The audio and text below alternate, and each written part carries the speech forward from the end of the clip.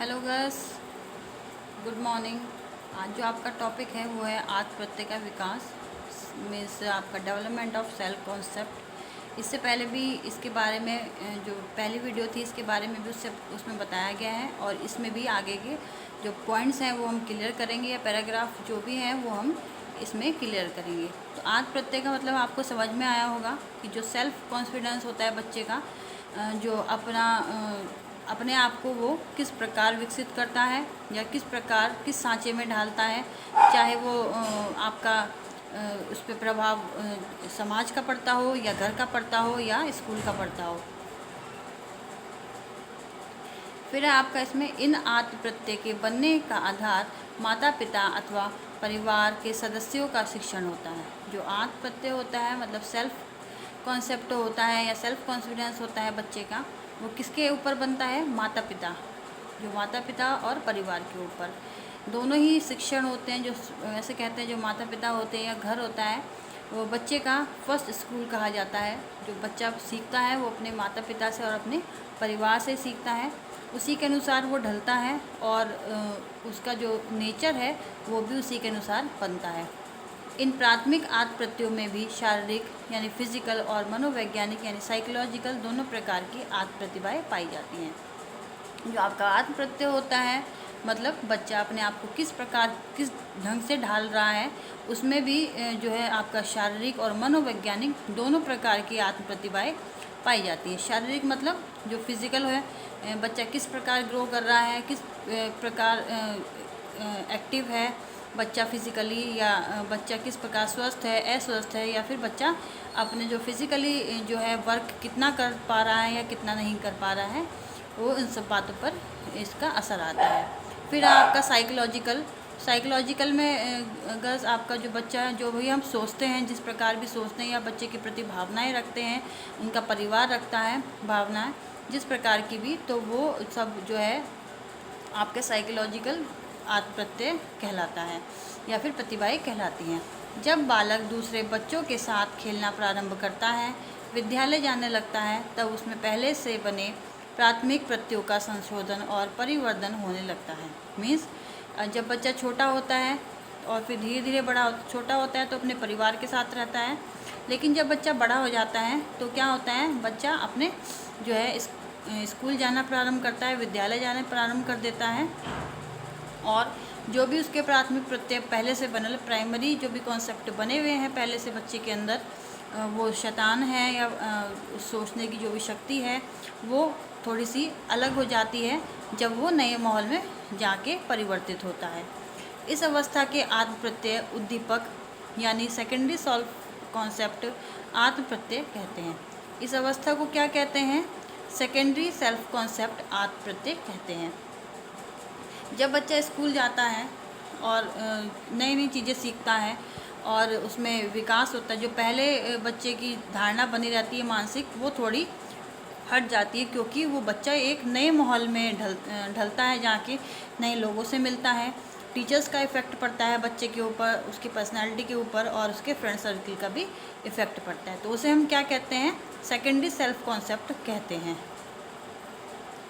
फिर गर्ल्स आपका इसमें इस प्रकार के आत्म प्रत्यय इस बात पर आधारित होते हैं कि जो लोग दूसरे बालक को किस प्रकार किस दृष्टि से देखते हैं।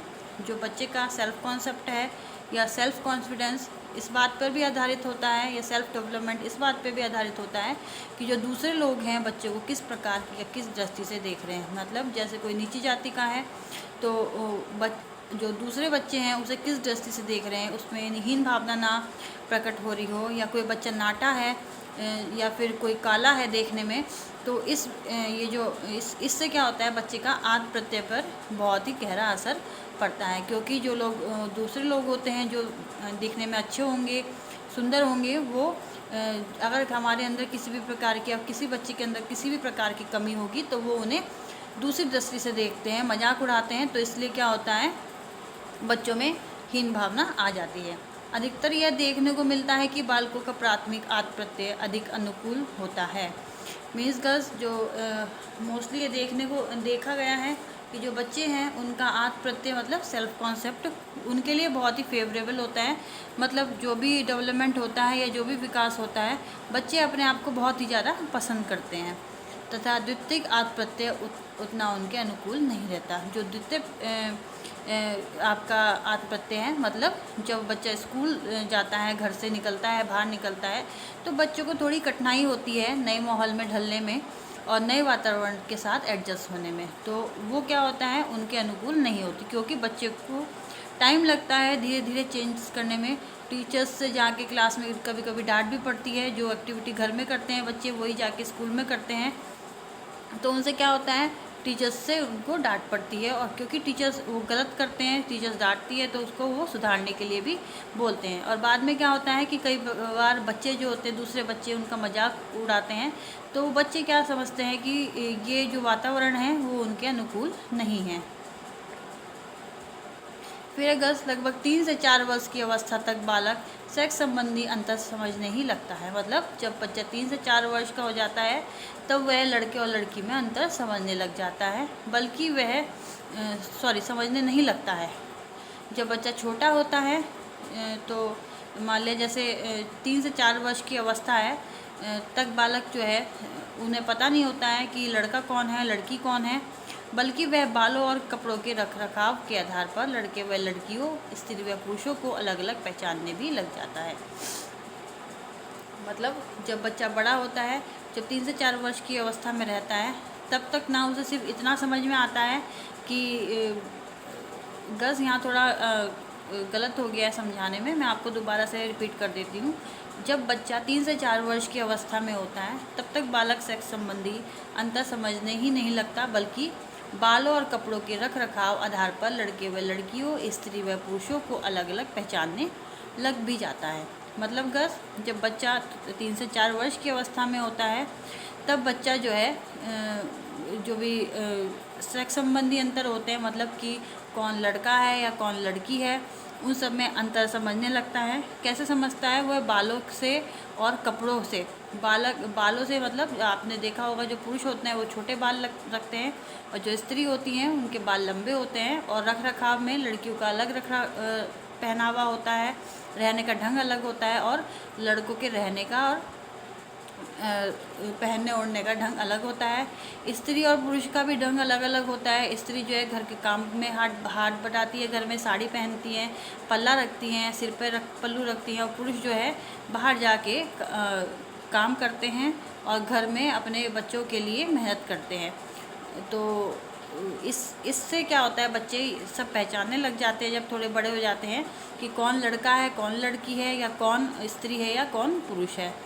जब वह स्कूल जाने लगता है तो उसका यह अंतर अधिक स्पष्ट हो जाता है, और जब वो स्कूल जाता है तो ये जो डिफरेंस है बच्चे को और ज़्यादा क्लियर होने लग जाता है।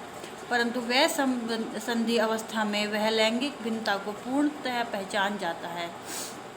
लेकिन क्या होता है, जब बच्चा स्कूल जाने लगता है तो ये अंतर जो है उसे पूरी तरह से स्पष्ट हो जाता है, किंतु वह संधि अवस्था में वह लैंगिक भिन्नता को पूर्णतः पहचान जाता है। लेकिन जब वो कुछ बड़ा होता है तो क्या होता है, वो लैंगिक भिन्नता मतलब कौन लड़की है कौन लड़का है, अपने से विपरीत सेक्स वाले को वो अच्छी तरीके से पहचानने लग जाता है।